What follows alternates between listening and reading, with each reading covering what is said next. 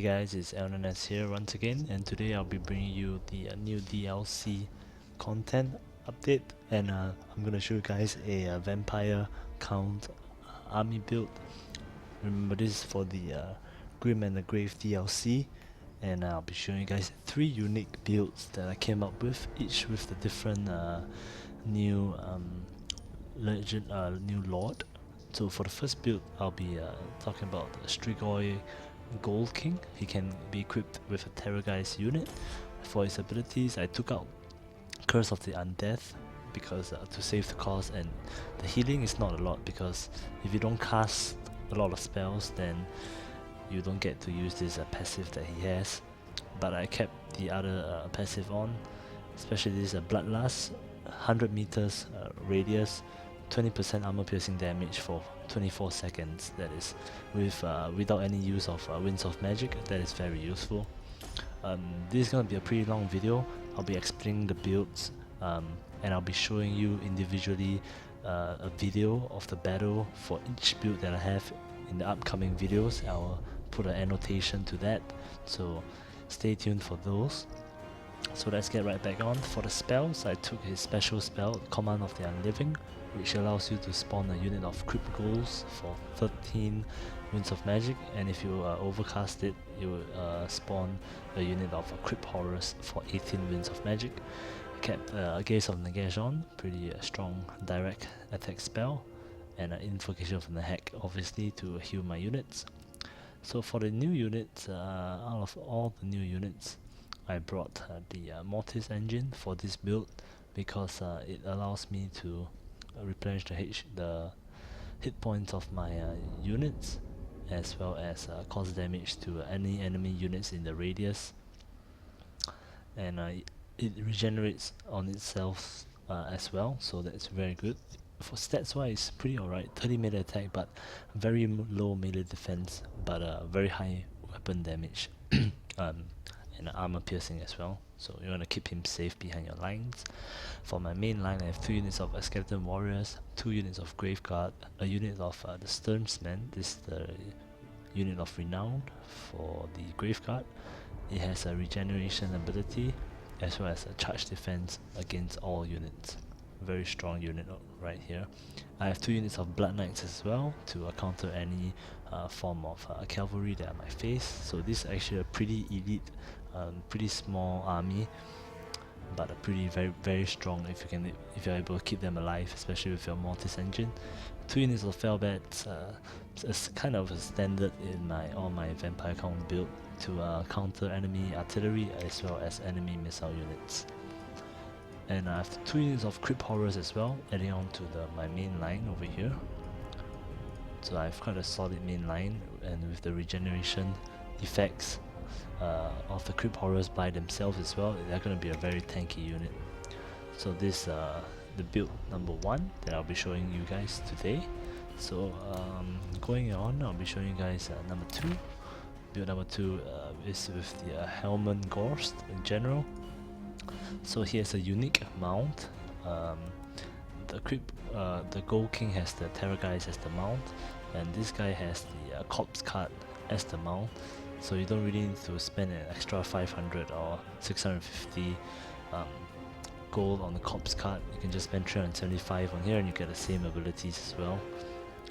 And so the Corpse Card ability allows him to have Unholy Lodestone, replenishes the hit points of combatants in a range, as well as causes damage in a range, and it also allows you to have plus 8 melee attack and melee defense that the Mortis engine provides, as you guys can see over here.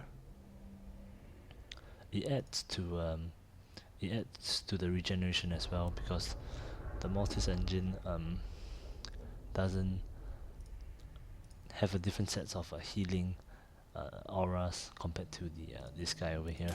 He has the Curse of the Undead and Unholy Lodestone, which the Mortis engine doesn't have.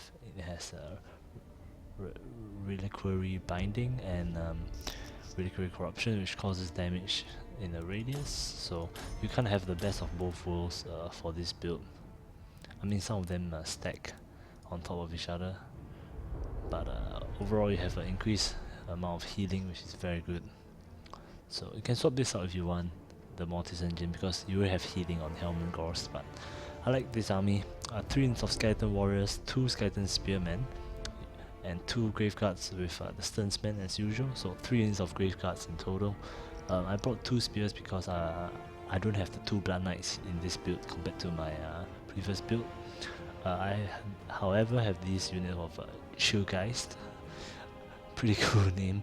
These guys are the Hex Wraiths, but unit of renown. They have the slowing aura, minus 36% speed, and I kind of plan on using them to slow down enemy cavalry that the enemy might have.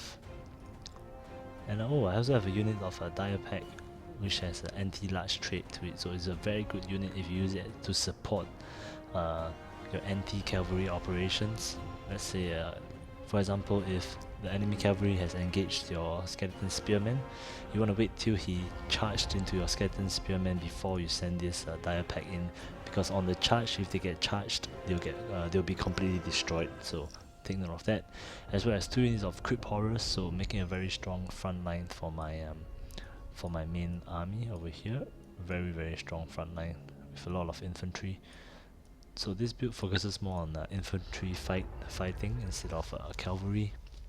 You don't have any flying units except the 2 Felbats for anti-missile purposes. So I think this is going to be a pretty solid build, and I can't wait to show you guys in the battles to come in the upcoming videos. So this is it, and one last army that I'm showcasing you guys is with Vlad von Carstein over here. His unique abilities, he has this aura which minus 4 leadership around him, pretty good. He can replenish hit points by himself, and this one is the big one. For 36 seconds in 100-meter radius, enemies have minus 46 melee attack. This is a very big spell on him, especially if you want to engage your enemy in a very big melee fight. So same as the previous build, don't have any cavalry over here, not even the Hex Wraiths.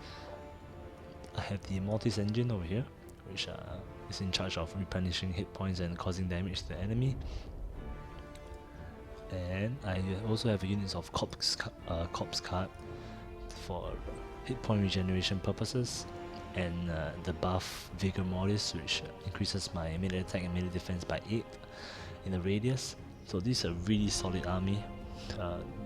Not very mobile because it doesn't have any cavalry, but a very solid army that you can rush with. And 3 units of skeleton spearmen is more than enough to protect your lines from enemy cavalry, as well as 3 units of Crypt Horrors to back up your line. The standard 2 units of Graveguards and a Sternsman Graveguard unit, 2 Felbats and a Dire Pack for anti-cavalry purposes once they have charged your lines. And they have Vanguard mode as well, so you can hide them somewhere. So I think this is also a very solid army that you guys can try out. And yeah, keep the Corpse Card and Mortis engine together behind your lines, and your enemy will have a hard time taking them out. So I hope you guys enjoy this DLC Vampire Count build guide. And once again, I'll be showing you guys some battle replays in upcoming videos to come. And yeah, also I'll be doing this for the Empire as well. So I hope you guys enjoy this. Thanks for watching, and I'll see you guys next time. Take care, guys.